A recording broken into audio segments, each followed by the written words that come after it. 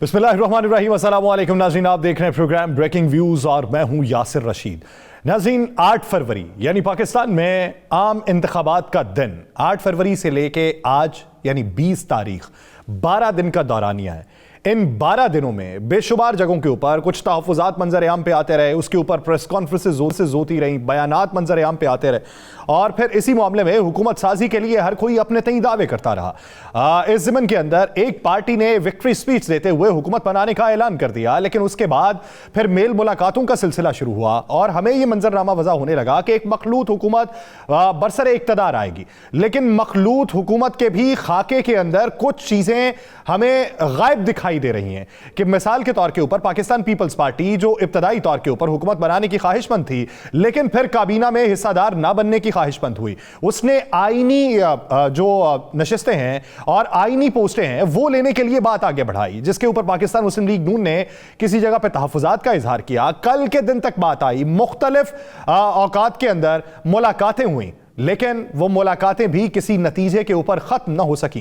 Pakistan peoples party के chairman Bilawal Bhutto Zardari ये राय रखते हैं कि मैं अपनी शर्त के ऊपर पाकिस्तान मुस्लिम लीग नून को वोट दूंगा, लेकिन फिर उनके तर्जुमान ये भी बात मानते हैं कुंडी साहब कि हम हुकूमत का हिस्सा नहीं बनेंगे। अभी तक मंजरनामा वज़ा नहीं हो सका। दूसरी तरफ पाकिस्तान तहरीक इंसाफ के हिमायत याफ्ता अफराद सुन्नी इत्तेहाद काउंसिल के अंदर शमूलियत इख्तियार कर रहे हैं और इस ज़मन के अंदर वो मखसूस नशिस्तों का मुतालिबा करेंगे और वो भी ये समझते हैं कि मुल्क के तूल अर्ज में उनके नजदीक जहां जहां पर धांधली हुई है, जिसके मुकदमात इस वक्त अदालतों के अंदर ज़ेरे इल्तवा हैं, कई जगहों के ऊपर अदालत ने कामयाबी के नोटिफिकेशंस को मुअत्तल कर रखा है, तो वो हुकूमत बनाएंगे और उनकी नंबर गेम इस वक्त पूरी है। नंबर गेम किसकी पूरी है? आने वाले हुकूमत को क्या मुआशी चैलेंजेस दरपेश होंगे?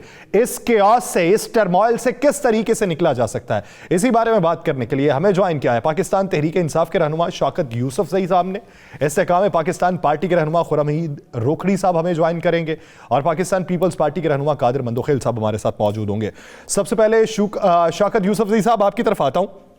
अगर मौजूदा मंजरनामा देखा जाए, अभी तक तो मैं आपको पाकिस्तान तहरीक इंसाफ का रहनुमा ही पुकारूंगा, लेकिन कुछ अरसे के बाद मुझे पार्लिमानी एतबार से आपको सुन्नी इत्तेहाद काउंसिल का रहनुमा पुकारना पड़ेगा। क्या समझते हैं अब तक की नंबर गेम हुकूमत बनाने के लिए किस हद तक पेपर वर्क हो चुका?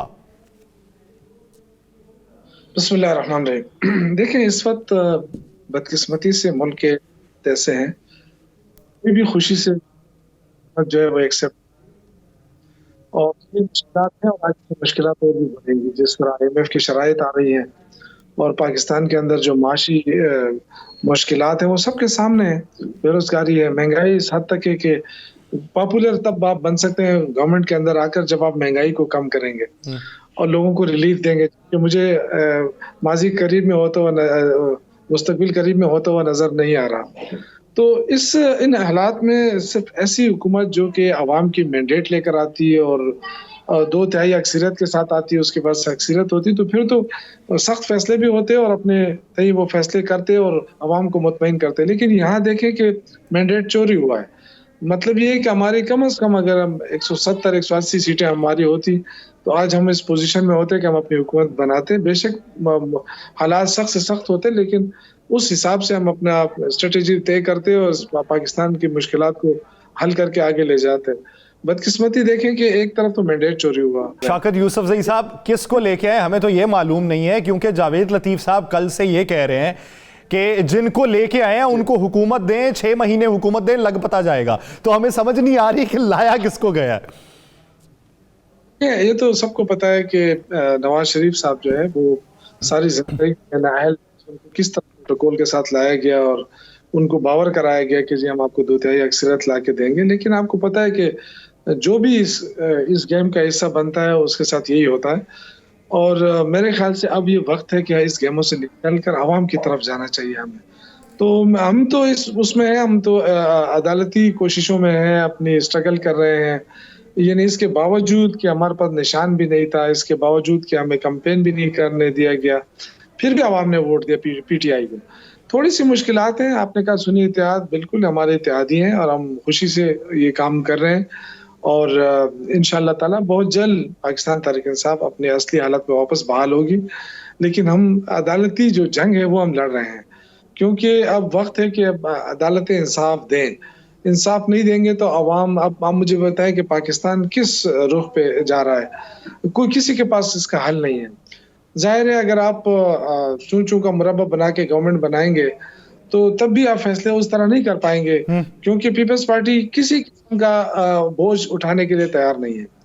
تو کیا پی ایم ایل این کا جو وہ وزیر اعظم جو 1.5 سال پہلے رہ چکا ہے، جس نے ملک کے حالات یہاں تک پہنچائے، اور یہ جو نگران حکومت ہے یہ انہی کی وجہ سے بنی ہے، تسلسل ہے وہی، تو یہ کون سا ایسا کارنامہ کریں گے؟ اور آئی ایم ایف کے چنگل ہے یا اس سے ہٹ کر کوئی ریلیف دیں گے عوام کو؟ مجھے تو نہیں لگ رہا. یعنی بہت سے سوالات ہیں جن کے جوابات ابھی تک تو ابتدائی طور پہ کسی کے پاس موجود نہیں. روکھڑی صاحب بہت شکریہ آپ کا اس حوالے سے جوائن کرنے کے لیے. نتائج کی بات کی جائے الیکشن 2024 کے، پیٹرن ان چیف استحکام پاکستان پارٹی اپنی نشست نہ نکال پائے. ابھی جو صدر ہیں استحکام پاکستان پارٹی کے، ان کی نشست کے اوپر بھی جو جیت کا نوٹیفیکیشن ہے غالباً وہ معطل ہو چکا ہے. ابتدائی طور پہ اطلاع تو یہ تھی کہ استحکام پاکستان پارٹی وفاق میں بھی پنجاب میں بھی حکومت کی حصے دار ہوگی، وزارتیں پاس ہوں گی. اب مستقبل کیا دیکھ رہے ہیں آئی پی پی کا؟ دیکھیں، مستقبل تو ہماری کوشش کے اوپر ہے، اور استحکام پاکستان کا جو اس وقت پریزنٹ پوزیشن ہے اس کو اس تناظر میں دیکھیے کہ ہم یہ پہلے بھی، میرے جیسے جو پولیٹیشین سے ہمارا یہ تھا کہ ہم سیٹ ایڈجسٹمنٹ کی طرف نہ جائیں اور ہم پوری تیاری کے ساتھ اپنا الیکشن لڑیں، اور پارٹی بنی ہے اس کو ہم بنائیں. اب جو ہو گیا وہ ہو گیا، لیکن اس وقت ہمارے ساتھ 4-5 اور لوگوں نے جوائن کیا پنجاب کے اندر بھی، اور آنے والے دنوں میں ہماری کوشش ہے اور شاید موسٹ پروبیبلی کچھ لوگ ہمیں جوائن کریں گے سینٹر کے اندر بھی. اب پارٹی تو تب بنے گی ہم جتنی محنت کریں گے، ہم جتنا اچھا منشور لے کر جائیں گے، اور جتنا ہم اچھا پرفارم کریں گے، اور لوگوں کے ساتھ ہم جتنا اچھا انٹریکشن کریں گے تو اب پارٹی جا کے فلرش کرے گی. تو میں تو محنت کے اوپر، ذاتی طور پر محنت کے اوپر اور ڈسپلن کے اوپر یقین رکھتا ہوں کہ ہم اپنی ڈائریکشن کو ٹھیک رکھیں. ہمیں پروگریسو ہونا چاہیے، نہیں تو جب اپروچ آدمی تبدیل کرتا ہے تو بہت بڑی بڑی پوزیشن میں آئی ہوئی پارٹیاں بھی اپنی اپروچ کی وجہ سے تباہ و برباد ہو جاتی ہیں. اور ہماری جیسی جو پارٹی ہے، میں یہ سمجھتا ہوں کہ ہماری اپروچ ٹھیک رہے اور ہم پروگریسو رہیں تو ہم ایکسل کر سکتے ہیں. ایٹ ون ٹائم ہم کچھ نہ کچھ پاکستان کی بہتری کے لیے اچیو کر جائیں گے. جی نہیں، ہاں آپ نے یہ کہا کہ ہمیں سیٹ ایڈجسٹمنٹ کے اوپر نہیں جانا چاہیے تھا. 2 نشستوں کی اگر بات کی جائے، علیم خان صاحب کی اور آن چودھری صاحب کی، وہ تو سیٹ ایڈجسٹمنٹ کے نتیجے میں ہی آپ کو ملی. نہیں، دیکھیں میرا پرنسپل سٹینڈ ہے کہ ہمیں سیٹ ایڈجسٹمنٹ کی طرف نہیں جانا چاہیے. تو اس کی وجہ کیا ہوتی ہے کہ جب آپ کہتے ہیں کہ ہم سیٹ ایڈجسٹمنٹ کی طرف جا رہے ہیں تو جتنی سیٹس کے لیے آپ کی ایڈجسٹمنٹ کی بات چلتی ہے وہیں پر آپ فکس ہو جاتے ہیں، اور باقی جو لوگ ہیں وہ ڈپرائیو بھی فیل کرتے ہیں اور محنت کرنا چھوڑ دیتے ہیں، یا ان کے لیے اتنا کرزما یا اتنا چانس نہیں ہوتا. یہ ایک پرنسپل سٹینڈ ہے. ایم کیو ایم نے بھی پہلے کہا کہ ہم سیٹ ایڈجسٹمنٹ کی طرف جائیں گے، تھوڑے دنوں کے بعد انہوں نے ریئلائز کیا کہ نہیں، اور پھر انہوں نے اپنا الیکشن کی طرف چلے گئے اور اپنی انہوں نے سیٹ نکالی. تو میں پھر یہ کہہ رہا ہوں کہ میرا پرنسپل سٹینڈ یہ تھا کہ ہم سیٹ ایڈجسٹمنٹ کی طرف نہ جائیں، ہم اپنی پولیٹیکل اپروچ اور موومنٹ کو جاری رکھیں، اور ہم اس میں زیادہ بہتر پرفارم کر سکتے تھے. میں ابھی بھی یہ کہتا ہوں کہ ہمارے پاس بہت اچھے چانسز تھے اچھا پرفارم کرنے کے. جی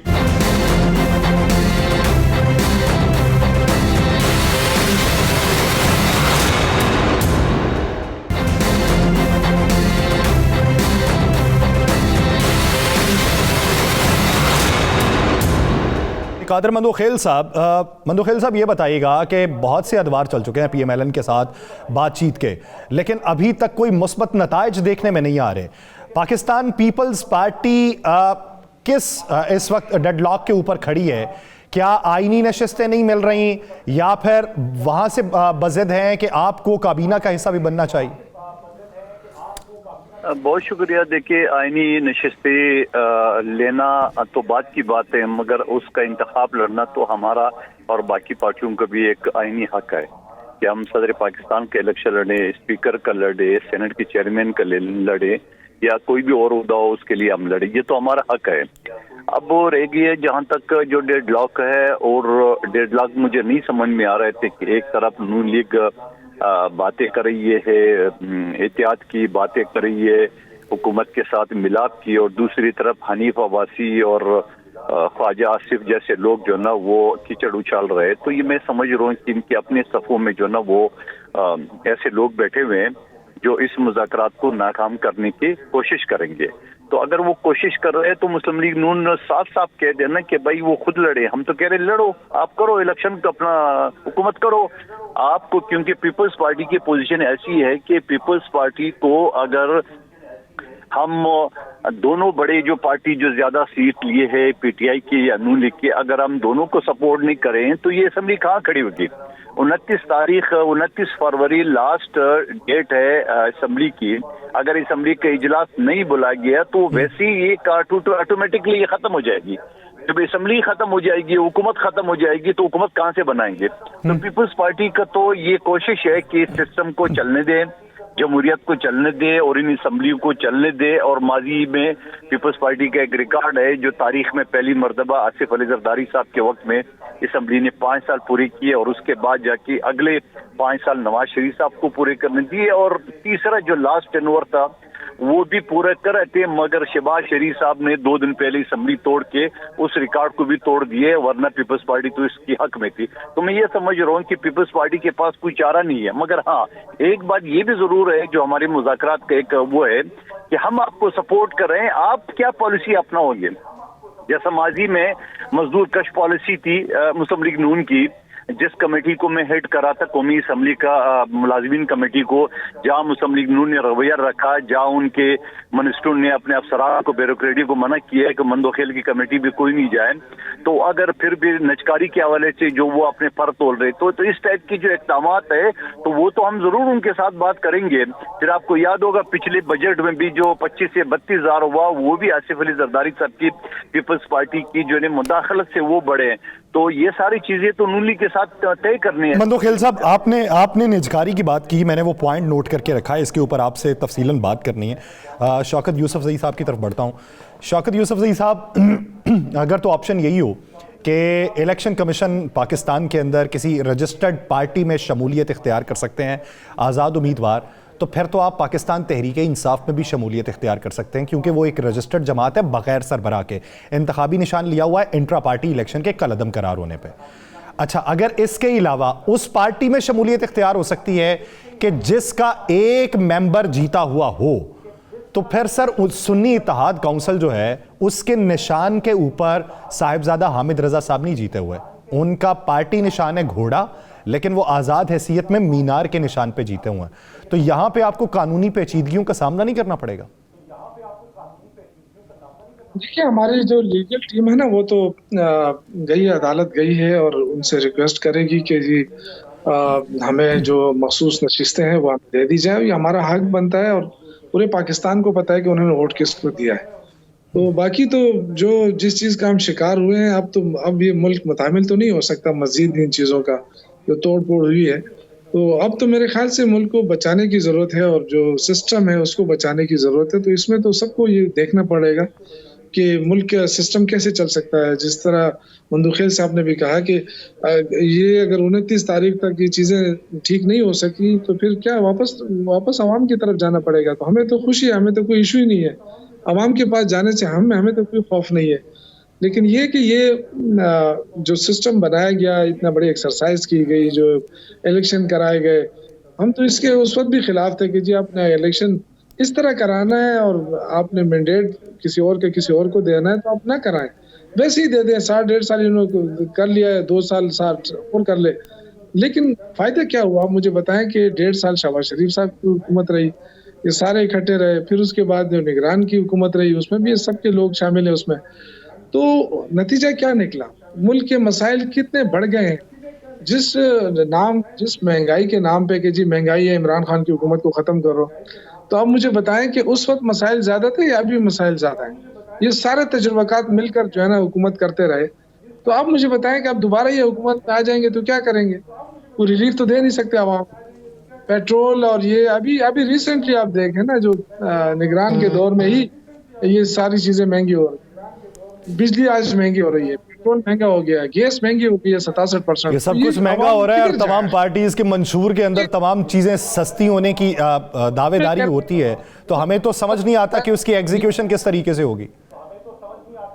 यही मैं आपसे अर्ज कर रहा हूं कि यही लोग हैं ना जो अभी भी हुकूमत में बैठे हैं, ये कौन सा भी बाहर है, यही लोग ये हुकूमत में बैठे हैं, और ये आने के बाद इनकी कौन सी पॉलिसी चेंज होगी, मुझे तो यही मसला लग रहा है। बाकी तो देखें, हुकूमत जिसकी भी हो, अपोजिशन हो, गवर्नमेंट ये जमहूरियत का हिस्सा होता है, लेकिन जो सबसे बड़ी फिक्र है कि ये अवाम को क्या दे सकेंगे। देखें, जब भी इलेक्शन होता है ना, हालात खराब होते हैं तो लोग कहते हैं जी इसको खत्म करो, नए इलेक्शन कराओ, तो लोगों की उम्मीदें होती हैं कि जी नए इंतखाबात होंगे तो शायद हमारे मसाइल हल होंगे, नई लीडरशिप आएगी, लेकिन लीडरशिप तो वही है। अब देखिए कोई चेंज नहीं आता और जानबूझकर ऐसा किया गया है, वरना अगर ये हमारी सीटें हमें वापस कर दी जाए तो आप देखें सारा हमारी तो लीडरशिप ही चेंज है। जिसको इन्होंने माइनस करना था उसको जेल में डाला हुआ है, तो वो तो अभी तक जेल में, ये जेल से उसने इलेक्शन लड़ा और उसके नाम पे लोगों ने वोट दिया, तो कम से कम लोगों की राय का एहतराम तो करना चाहिए। लोगों की राय का एहतराम करना चाहिए। खुर्रम हमीद रोखड़ी साहब, आपकी जमात ने लोगों की राय का जिस तरीके से एहतराम किया है ना, आपके सब्र और अखलाक पे दाद देना बनता है। PMLN को देख लें, नवाज शरीफ साहब मानसेरा में आने वाली सीट पे वावेला मचा रहे हैं कि वो सीट हमारी है। पीपल्स पार्टी भी कहती है कि हमारी नशिस्तें ज़्यादा बनती थीं। पाकिस्तान तहरीक इंसाफ तो है ही, वो तो 170 क्लेम कर रही है। JUIFA लगी है, GDA है, जमात इस्लामी है, बहुत सी और जमातें। क्या आपकी पार्टी मुल्क के तूलो अर्ज़ में जितने भी आपके नुमाइंदगान खड़े थे उनके नताइज के ऊपर मुतमईन है कि ये साफ हुआ है इलेक्शन? हमें कोई इशू नहीं है। हमारी जो सीट है ऑन चौधरी साहब वाली, उसके ऊपर जो ऑब्जेक्शंस की गई हैं हम उनको ऑब्जेक्ट कर रहे हैं और हम कह रहे हैं कि हम वो seat on the basis of merit और बिल्कुल ट्रू कैलकुलेशंस के साथ हम वो सीट जीते हुए हैं। और उसके ज़िम्न में जो एक कॉन्फ्रेंस की ऑन चौधरी ने, उसको लाजमी तवज्जो दीजिएगा। तो हमें ऐसा इशू नज़र नहीं आ रहा कि हम इस चीज़ को इन इंतखाबात को कंट्रोवर्शियल बनाने की कोशिश करें। थिंग्स आर गुड, और हमें आपको तमाम को मुल्की हालात का, वाक़यात का बहुत अच्छे तरीके से पता है कि क्या कुछ हो चुका है, क्या हुआ है, किस सिमत के अंदर किसने क्या किया है।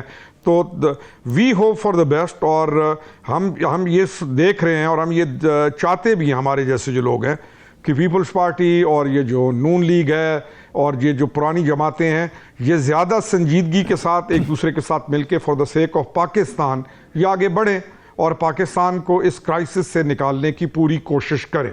तो that's what we have to say. जी सर। ठीक।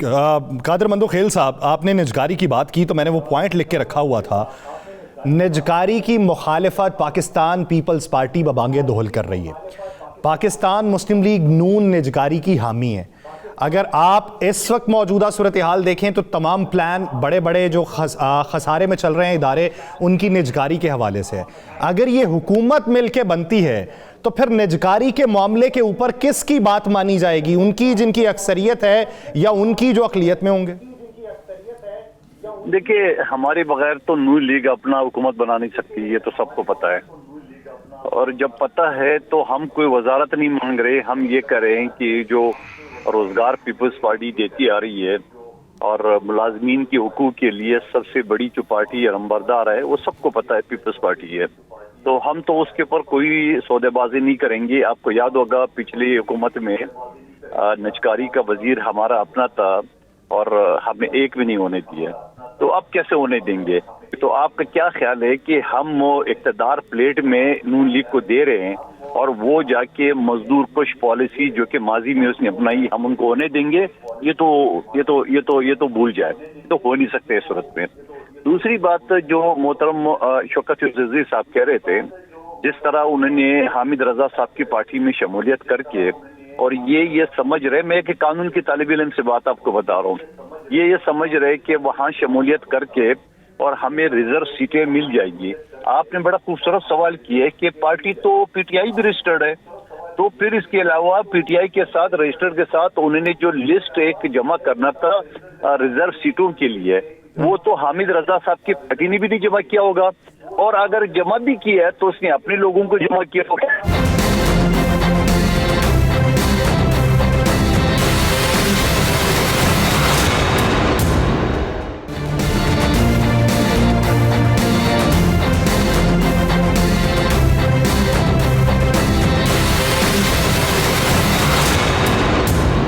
शौकत यूसुफजई साहब इस पे कमेंट करना चाहेंगे जो मंदो खिल साहब बात कर? मैं बिल्कुल कमेंट करना चाहूंगा। देखिए जो कुछ हुआ तहरीक इंसाफ के साथ वो किसी से ढकी छुपी बात तो है। अब हम अदालत गए हैं तो अदालत अगर फैसला करती है तो हमें कोई एतराज नहीं है ना, हम तो अदालत जा रहे हैं, इंसाफ मांग रहे हैं। तो इंसाफ तो मौजूदा हालात में इंसाफ तो मिलना चाहिए। अगर मौजूदा हालात में इंसाफ नहीं मिला तो नुकसान तो पाकिस्तान का हो रहा है। हमें क्या है, हम तो एक तरफ बैठे हैं ना। लेकिन अगर हमें हमारा इंसाफ नहीं मिला, हमें जो हम क्लेम करते हैं हमारी सीटें हैं वो हमें नहीं मिलती हैं, तो नुकसान तो पाकिस्तान का हो रहा है। यही लोग आएंगे जिनके बारे में हम कहते थे कि जी इन्होंने मुल्क को नुकसान पहुंचाया है, वो दोबारा आएंगे, इक़्तिदार में आएंगे। ये जो 3 साल हो गए ये भी तो इन्हीं का इक़्तिदार है, ये किसी और का तो नहीं है, इन्हीं का स्पॉन्सर शुदा इक़्तिदार है। और उसने मुल्क के जो हालात जिस नहज पे पहुंचाए हैं, आप क्या एक्सपेक्ट कर रहे हैं कि शहबाज शरीफ साहब आके क्या करेंगे? पहला खिताब वो क्या करेंगे कि मैं आटा सस्ता करता हूँ। अब वो जमाने तो गए ना कि उन्होंने कहा मैं कपड़े भेज के अपने मेरे हल्के में उन्होंने स्पीच की थी कि मैं आटा सस्ता ना कर सका तो अपने कपड़े भेज के करूंगा। तो कपड़े तो इतने महंगे नहीं उनके बिक सकते हैं ना कि जिसपे वो कोई इमरान खान का बल्ला तो नहीं है कि लोग जो है ना वो करोड़ों का बल्ला खरीदने के लिए तैयार हो जाते हैं। तो मेहरबानी करें, वो पॉलिसियाँ दे आवाम को। पॉलिसियाँ इनके पास है नहीं, सिर्फ इक़्तिदार चाहिए। एक फैमिली पॉलिटिक्स है इनकी। आप देखें पंजाब में ठीक है, मुझे कोई एतराज नहीं है, उनकी अपनी पार्टी है, मरियम साहिबा बहुत ज्यादा वो काबिल होंगी। लेकिन क्या इस मुस्लिम लीग नून में पंजाब इतना बड़ा सूबा है, कोई काबिल बंदा और नहीं निकला शरीफ फैमिली के अलावा कि वज़ीर आज़म के लिए भी उनका उम्मीदवार है और वज़ीर आला के लिए भी उनका उम्मीदवार है। अगर मरियम नहीं है तो हमजा होगा, हमजा नहीं है तो कोई और होगा, लेकिन शरीफ फैमिली से होना ये लाजमी है। देखिए ये फैमिली पार्टी जो है ना, ये एक वक्त तक चल सकती है। अब आहिस्ता आहिस्ता इंशाल्लाह जब तहरीक इंसाफ आई है, आप देखें हमारे खैबर पख्तूनख्वा में अली अमीन गंडापुर को नामजद किया गया, तो उसकी क्या रिश्तेदारी है इमरान खान के साथ? एक वर्कर है ना, कुर्बानी दी है, वर्कर है, और वर्कर की हैसियत से उनको वज़ीर आला की सीट दी गई है। चले, बतौर वज़ीर आला अली अमीन गंडापुर साहब और बतौर वज़ीर आज़म जो आपने नाम दिया उमर अयूब साहब का, और बतौर स्पीकर आकिबुल्ला साहब, किस हद तक वो पॉजिटिव विजन के साथ आगे बढ़ेंगे, इसी पे बात करते हैं। खुर्रम हमीद रोखड़ी साहब, जिस तरीके से जहांगीर खान तरीन साहब ने एक पूरा पैनल बनाया, पार्टी को इकट्ठा किया और हम ख्याल लोगों को साथ लेके चले, बात हुई कि ये इलेक्टेबल्स हैं। मौजूदा इलेक्शन के नताइज के बाद आप क्या समझते हैं, इलेक्टेबल्स किस्सा पारीना हो चुके हैं, अब वोट किसी और बुनियाद पे होते हैं, या फिर वही सीट एडजस्टमेंट वाली बात भी आप उस पर लागू करते हैं जिन्होंने इलेक्टेबल्स को नुकसान पहुंचाया? देखिए, इलेक्टेबल्स अगर मेरिट पर है तो उसको पूरी दुनिया में कहीं उसको चैलेंज नहीं किया जाता। और अगर इलेक्शन इसके ऊपर चला जाए कि आप खंबा भी खड़ा करोगे तो हम खंबे को भी वोट देंगे, तो फिर दें खंबों को वोट। यानी ये जो एक डायरेक्शन के अंदर इलेक्शन गया है या इलेक्शन की जो बुनियाद बनाई गई है, तो वो भी एक मज़े का खेस बुनियाद बनी एक वॉक ऑफ एक तरफ से। अब इलेक्टेबल्स जो होते हैं वो जो काम करने वाले हों और जिन्होंने डिलीवर किया हो, आप कैसे कह सकते हैं कि उन तमाम को आप राइट ऑफ कर दें और आप कहें कि इनकी ज़रूरत ही नहीं है? और दूसरी तरफ जैसे मैंने पहले कहा कि आप इस बुनियाद पर अपने इलेक्शन को लेके आ जाएं कि जी खंबा भी खड़ा करोगे तो हम खंबे को वोट देंगे। अब इसका किसी के पास भी अगर जवाब है तो वो दे सकता है। मुझे तो इस चीज़ की समझ नहीं आई है कि हमने कौन सा एक पॉलिटिकल नया एक जो है डेफिनेशन डिराइव की है इस इलेक्शन के अंदर जिसको हम सपोर्ट करें। जी सर। इसी बुनियाद के ऊपर कहा जा रहा है कि जहांगीर खान तरीन साहब दिल बर्दाश्ता होकर सियासत को खैरबाद कह के गए। नहीं, I would not say that. मैं ये कहूंगा कि किसी भी पॉजिटिव एक्टिविटी को हम सारे इस मुल्क के अंदर पहले यही कहते रहे कि जी अगर कोई बंदा कामयाब नहीं होता तो ये मिनिस्ट्री क्यों नहीं छोड़ देता। वो मिसाल स्कैंडिनेविया की कभी आएगी यूरोप की, लेकिन आप देखेंगे कि कोई भी उस चीज़ को छोड़ेगा नहीं। जहांगीर खान तरीन का जो पूरा चैप्टर अगर आप उसको देखें तो इस चैप्टर की स्टार्ट उस पार्टी से लें जहां से उन्होंने स्टार्ट किया काम को, और अगर आके आज because of his health as well maybe और बहुत सारे और मुहरिकात भी हो सकते हैं, और अगर वो कहते हैं कि जी मैं इस पॉलिटिक्स से एक्टिव पॉलिटिक्स से रिटायर होता हूं, तो वी शुड अप्रिशिएट दैट। हमें उस पर तनकीद में भी नहीं जाना चाहिए, न शक व शुबहात में जाना चाहिए। एक आदमी ने हेल्थी कंपटीशन किया اور اگر وہ کہتے ہیں کہ جی میں اب جیسے ڈیلیور نہیں کر سکا یا واٹ ایور جو بھی ریزن دیں اور میں سے ریٹائر ہو رہا ہوں، تو ہمیں اس کو اپریشیٹ کرنا چاہیے. اور ریٹائر آدمی کیوں نہ ہو، کسی سٹیج پہ کیوں نہ ریٹائر ہو، یہ بھی بتائیں. یہ ایک اچھی بات ہے کہ ریٹائر کیوں نہ ہو. یہاں پہ تو ریٹائرمنٹ جو تاحیات نہیں ہوتی. قادر مندو خیل صاحب، آپ کیا سمجھتے ہیں کہ جی آپ کامنٹ کرنا چاہتے ہیں روکھڑی صاحب؟ میں وہی کہہ رہا ہوں، نہیں یہاں پہ تو یعنی کچھ بھی کر دینے کے بعد کوئی ریٹائر ہونے کا نام نہیں لیتا. تو ایک اس اینگل کو بھی دیکھ لیجئے، یعنی کچھ بھی کر دیں تو وہ ریٹائر نہیں ہونا. تو آئی تھنک کہ جہانگیر خان کی اس چیز کو ہمیں اپریشیٹ کرنا چاہیے. He has lived a good political life, بڑی اسٹرانگ پولیٹیکل ہیلتھی اننگ انہوں نے کھیلی اور ہمیں اس کو اپریشیٹ کرنا چاہیے. ٹھیک، صحیح. خرم روکھڑی صاحب، اگر دیکھا جائے اس وقت جو موجودہ فارمولا بن رہا ہے حکومت بنانے کا، ابھی تک دعوے دار تو بہت سے ہیں لیکن حکومت بنتی دکھائی نہیں دے رہی. آپ بطور سیاستدان کیا سمجھتے ہیں کہ جو حکومت بنے گی وہ کس حد تک پائیدار ہو سکتی ہے یا دیر پا فیصلے کر سکتی ہے؟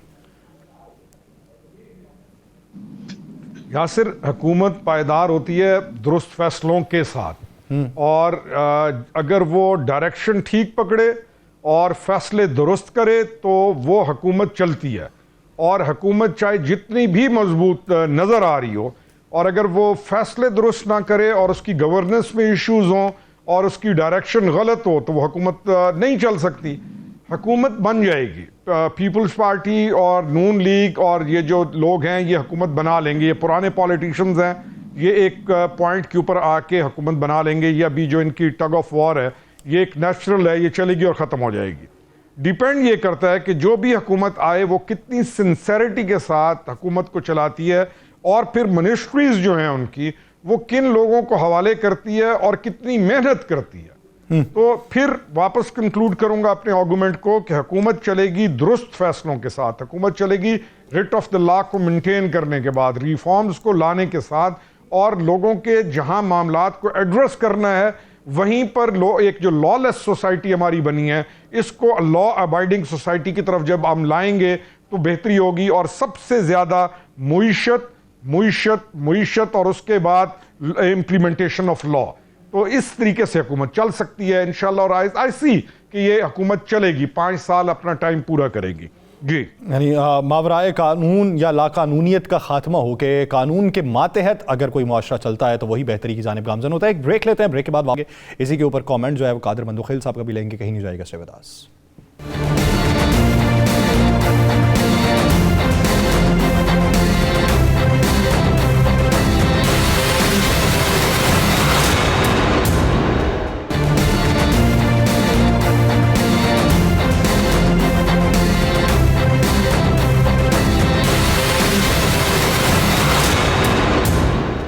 بریک کے بعد خوش آمدید. ناظرین، وہ کلیہ کون سا ہے، وہ نسخہ کیمیا جس سے ملک کو بہتری کی طرف لے کے جایا جا سکتا ہے؟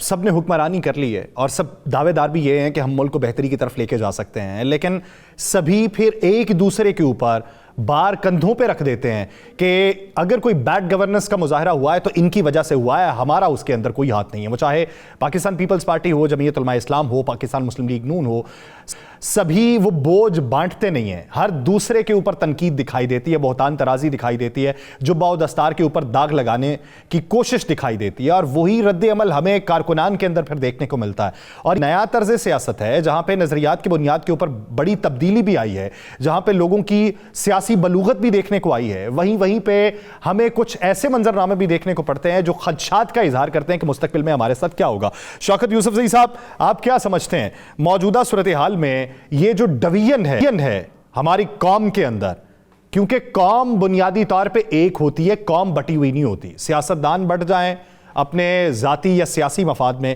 قوم کو ایک ساتھ جوڑنے کے لیے کون سا ایسا پیمانہ ہے یا کون سا ایسا کلیہ ہے کہ ایک ساتھ جوڑا جا سکتا ہوں؟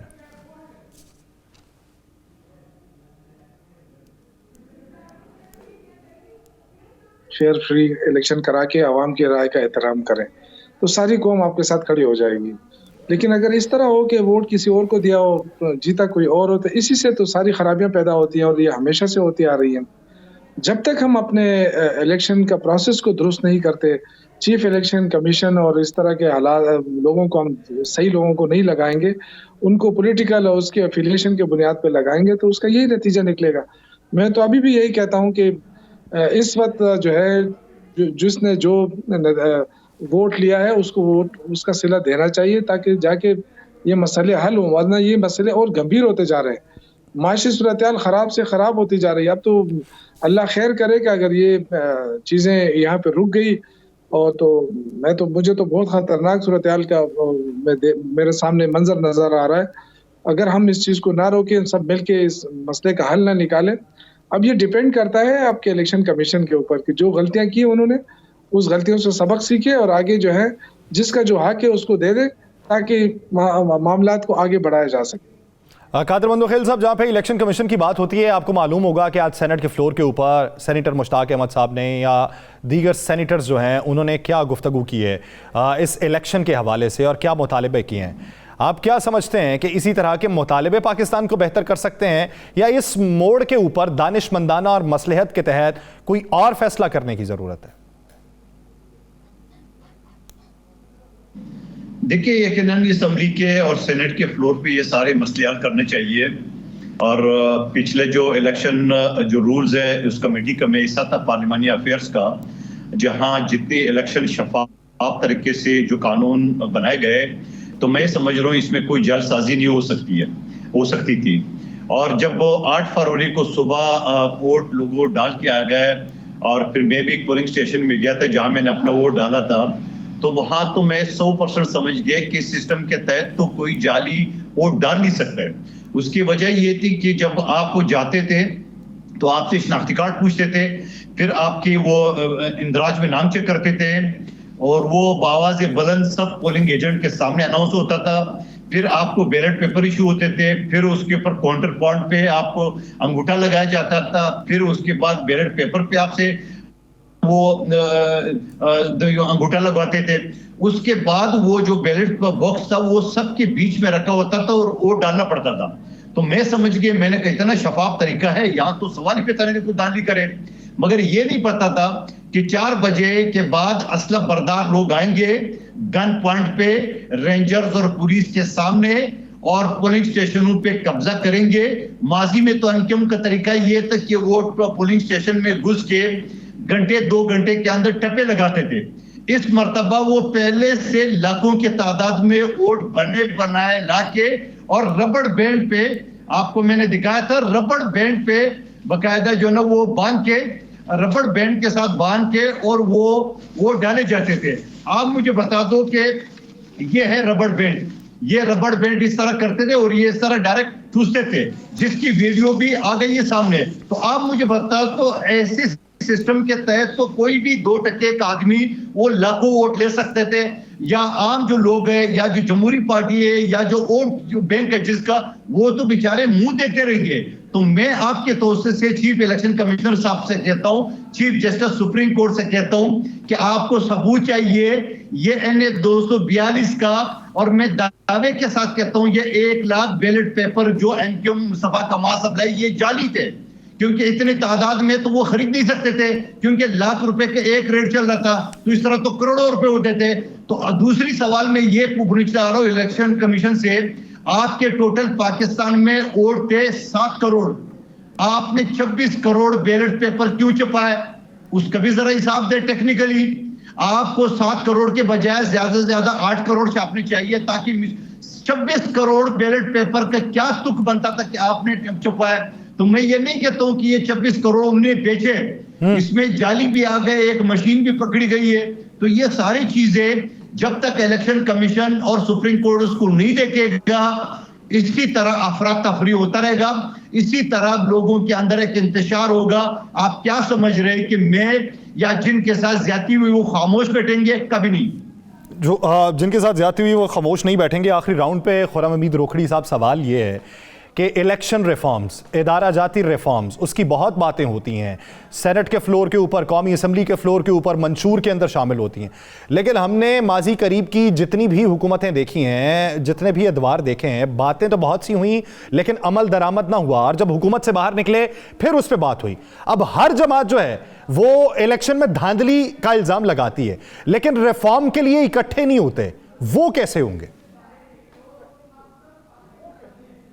یاسر، ریفارمز ہوں گی ایک پوری ڈائریکشن لینے کے بعد، اور صرف الیکشن کے لیے نہیں، ہمیں ہر پورا جو سسٹم ہے اس سارے میں اگر آپ اس کو دیکھیں سبجیکٹ وائز تو ہر جگہ پہ آپ کو ریفارمز کی ضرورت ہے، اور ان ریفارمز کے ساتھ ہمیں ایمرجنگ ٹیکنالوجیز کو لانے کی ضرورت ہے، کیونکہ اب جس ایرا کے اندر ہم داخل ہو چکے ہیں، ہم اس ٹائم زون میں جب تک ایمرجنگ ٹیکنالوجیز کو ملاتے نہیں ہیں تو اتنی بڑی تعداد اور اتنی بڑی آبادی اور اتنے ڈیفیکلٹ چیلنجز ہیں کہ ہم کسی صورت میں بھی ان مسائل کا حل نہیں کر سکتے۔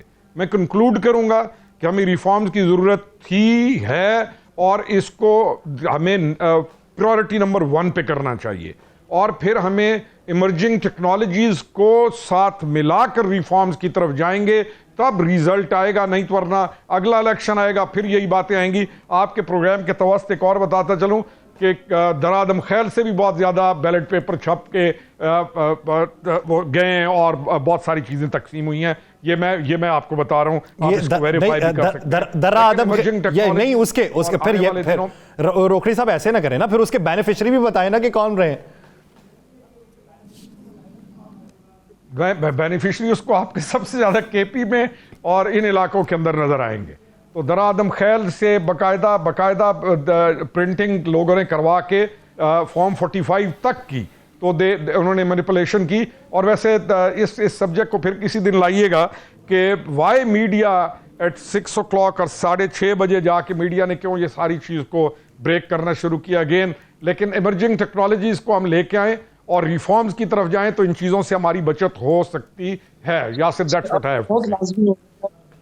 اب تو بہت لازمی ہو گیا ہے کہ اس چیز کی تحقیقات کرے، کم از کم الیکشن کمیشن، کیونکہ استحکام پارٹی یہ وہ پارٹی تھی جو کہتے تھے کہ جی ان کی اپنی پارٹی ہے، اگر یہ ڈیمانڈ کر رہی ہے تو یہ ضرور اس کی تحقیقات ہونی چاہیے، کیونکہ باقی تو سب ہم کر رہے ہیں۔